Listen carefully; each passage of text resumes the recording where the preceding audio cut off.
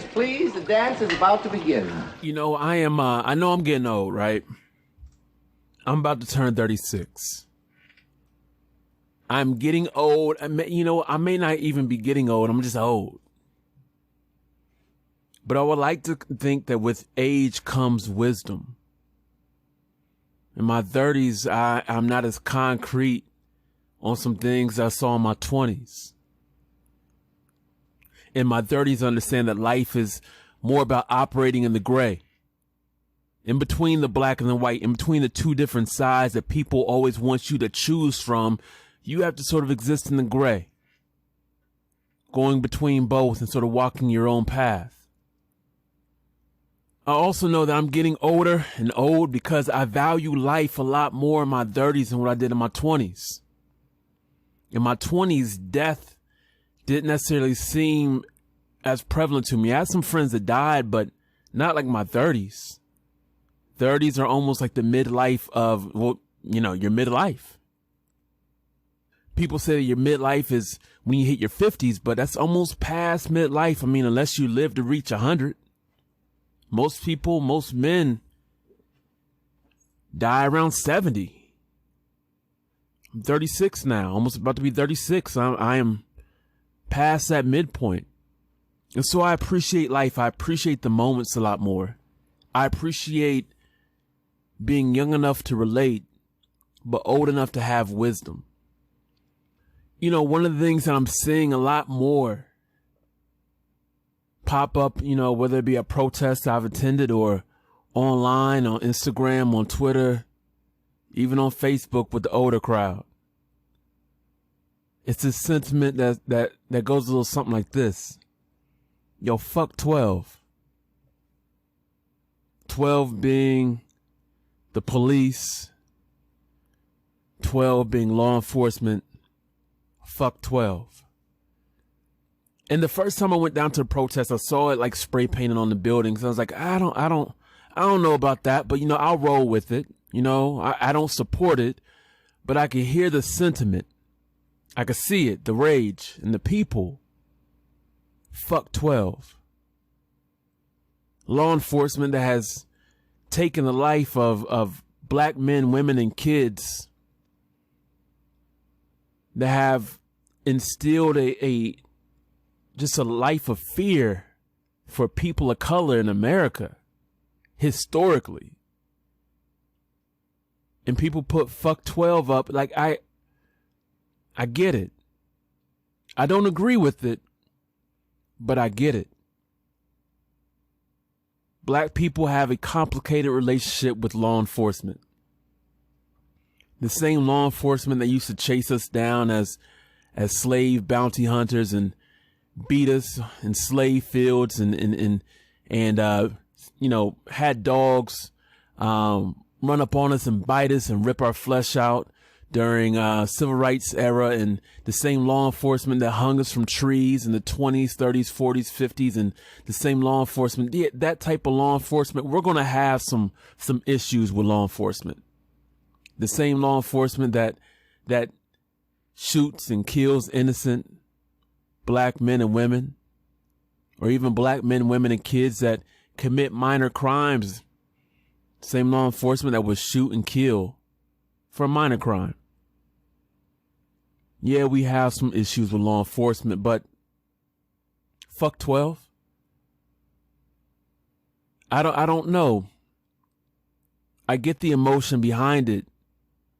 I mean, after all, I am a child of the 80s. Even though I didn't listen to NWA, I do remember and I do hear the songs Fuck the Police. I was sort of birthed out of that sound, hip hop nerd, the hip hop nerd that I am. But my heart dropped, man, when I went to to a protest last week. And I saw some of my young brothers get in the face of the cops, law enforcement, and yell, fuck 12 in their face and threaten to fight them. I looked around, I saw, some of my young sisters, and taking the microphone and leading a crowd that surrounded the police by saying, you know, I've never disrespected a cop. I've never done anything wrong to a cop, but fuck 12. And the crowd yell, fuck 12. And it goes back and forth. Fuck 12. And when I'm seeing this as a 30-year-old, as someone who's old, man, I just knew that this was not going to end well. I knew that I'm watching my young brothers over here, fuck 12, and they're angry. And my young sisters over here, fuck 12, and she's angry. And I'm watching white allies, young white allies, encourage this behavior. Yeah, say it louder. I'm like, man, yo, my black brothers and sisters, man, they're the ones that are in the line. They're the ones in the line of danger. Don't encourage this behavior. My young brothers, I hear what you're saying, but there's gotta be a different way than threatening to fight the police and saying fuck 12 in their face. If they feel threatened, you may be that next hashtag, and I don't want you to be the next hashtag. My young sister, I get the sentiment, fuck 12, I get it. But you have words of wisdom that you can dispel upon the people. You have the platform to speak from the heart of your womanhood. You have a way to convey your pain in a broader sense. I love your passion. I love your voice. Can you give the people more than just fuck 12? Can you give them your heart? Can you give them your wisdom? Can you encourage the people and give them your love? I'm not one of those old dudes that's like, yo, younger kids, you know, and they don't know what they're doing. And no, I'm not that dude. I love their young passion. I love young adults, man. I love my 20-year-olds, my those in their teen years. That's the fire that we need. That's the fire that starts the movement, but it's the wisdom that continues the movement. That fire that you have, that rage that you have, that anger will burn you out. I learned that in my 20s. My 20s were mentally, I was like, yo, fuck this. Because my world had to be so black and white. It burns you out. And let me go ahead and back up just a bit. I know people are like, oh, Aaron, why are you saying why are you saying fuck?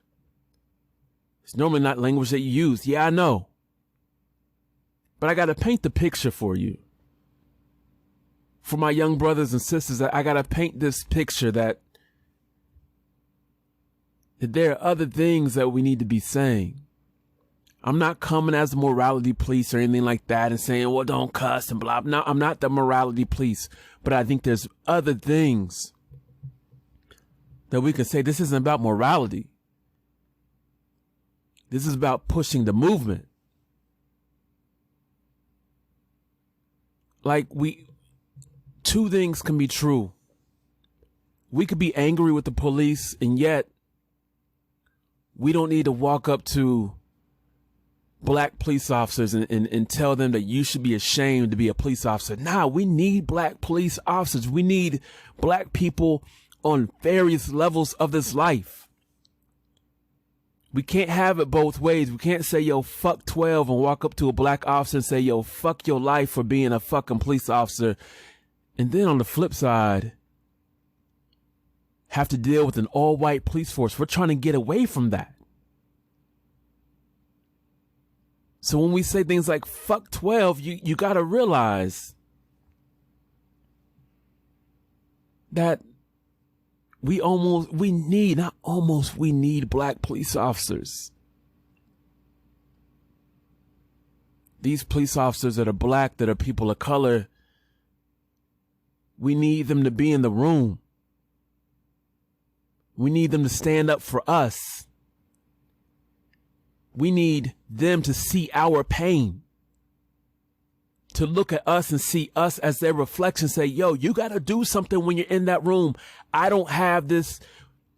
We may not have that platform, that space to change things on certain levels because we're not law enforcement, but you are. And you're here to protect and serve me. And one of the ways that you can protect and serve me and us and everybody else is by speaking up.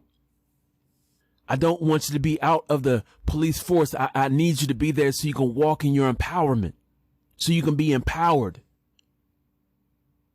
so that you can protect and serve. We need more brown faces in the police force. We need more black CEOs and black directors and black leaders in HR, and we need to see more diversity on many different levels. I think personally, fuck 12 is easy to say, but we need more action. We need more action. We need to take some of that anger and move it around. We need to take this passion and this energy and go vote. Fuck 12 won't move the needle. Voting will. We need to take this energy and this passion and invest it into our education. Fuck 12 won't do that. Getting in the face of a police officer and saying, yo, come and fight me, I'll fuck you up, won't do that. That won't preserve your life. That won't continue your legacy. It may get you some likes on Instagram, but it won't do anything to invest in your soul, in your livelihood. Instead of getting in the face of the police officer, how about you get in the face of a book and study harder so that you can be that black lawyer, that black doctor, that black, police officer, that black teacher, so that you can get into that space to create change and speak upon the problems that you know exist in America. The police and law enforcement, they're merely a byproduct of the racist system that's set up in this nation. They really are. They are some of the fruit that derive from the root of greed, of bloodthirst, of racism. Like that's what they are. They're low-hanging fruit in which they're so accessible, so easy to get into their face, say, fuck 12. But we gotta look a little higher. We gotta take our eyes and see the fruit, but also realize that, yo, there's a bigger root that we gotta attack. There's a bigger root that we need to talk about. It's not 12, it's the system. It's not the fruit, it's the root. And the more that we spend time looking at the fruit, we forget that there's a root behind all this. There's a root that makes sure that the areas that we live in lack healthcare facilities.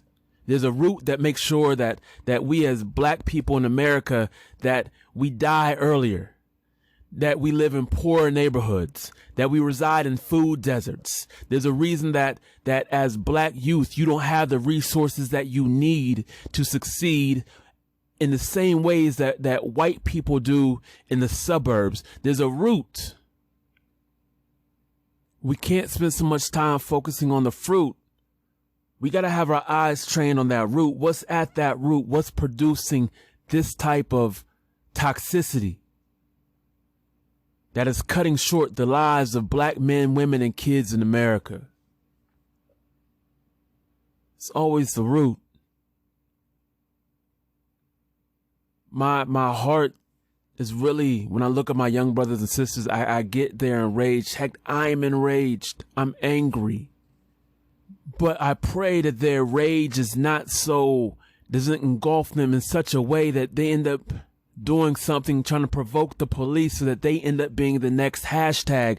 As a black man, as a black father, as an uncle, as an educator, as just a person in society, my goal is to stop hashtags. I'm tired of putting hashtag rest in peace Breonna Taylor, hashtag justice for George, and I'm tired of there being black hashtags for death. I said it a couple of weeks ago, I would rather walk with you, by my side, and talk with you and pick your mind and learn from you.